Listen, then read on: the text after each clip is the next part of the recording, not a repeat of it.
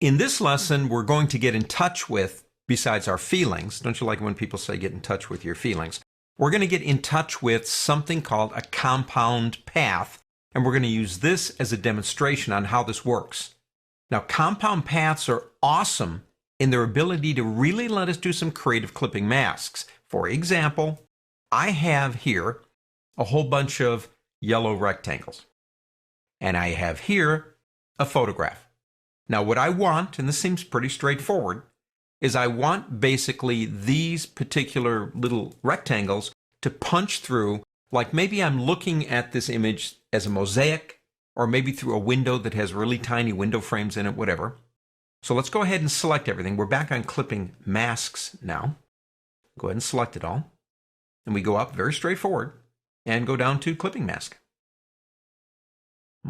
That's kind of weird. What happened? Think of it this way. Every one of the items in our mask, let me undo this.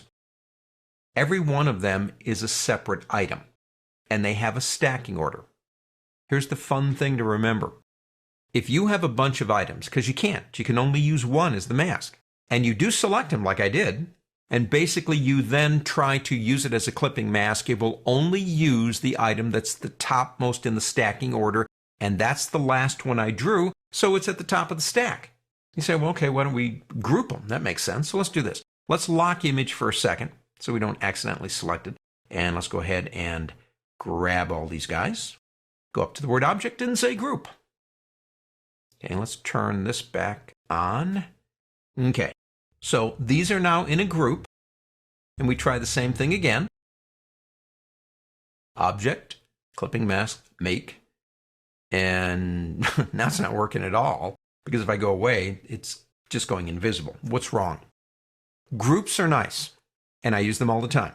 Groups are not one item. The group is still a whole bunch of stuff. And what Illustrator says is, well, okay, if you want to move them around as one big unit, hey, I'll do that for you. It's a group.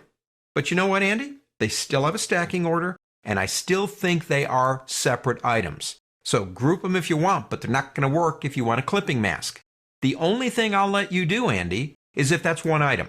You say, well, how can it be one item if there's space between them? That's the beauty of a compound path. It's one of the things that it does, if you will. So I'm going to select all of my group here, or my group, go up to Object on the pull-down menu, and go down to one below Mask, Compound Path, and say Make. Now, nothing really seems to have happened. Tell you what. Let me undo that for a second. They're a group, yes? If I come over here and put something on them like a gradient, see, each one is separate. So each one is going to get the gradient from white to black, even though they're grouped together. Let's undo that. Now let's go ahead and do it again. Go up to the word Object, Compound Path, Make. Now watch what happens when I apply a gradient. It says, oh, I'm one item. So I'll take that gradient along each one as if they were solid and as if I don't see the space between them. When you create a compound path, what you're telling Illustrator is, I want one item. Yeah, I know there's space between them, but you make this one item in one stacking order piece. I want it to be interpreted as one piece. Now, select everything. In a sense, we're only selecting two objects. Go up to the word Object. Go down to clipping mask and make. And there you go. Now think of the possibilities here of creating really neat shapes that really don't touch each other, but you want them as one because you're trying to make a clipping mask, and Illustrator says, I ain't going to do that for you. You can do it with a compound path. I really like that feature, and not just for what we're doing here. It has a lot of applications in Adobe Illustrator to have multiple objects as one. On to the next.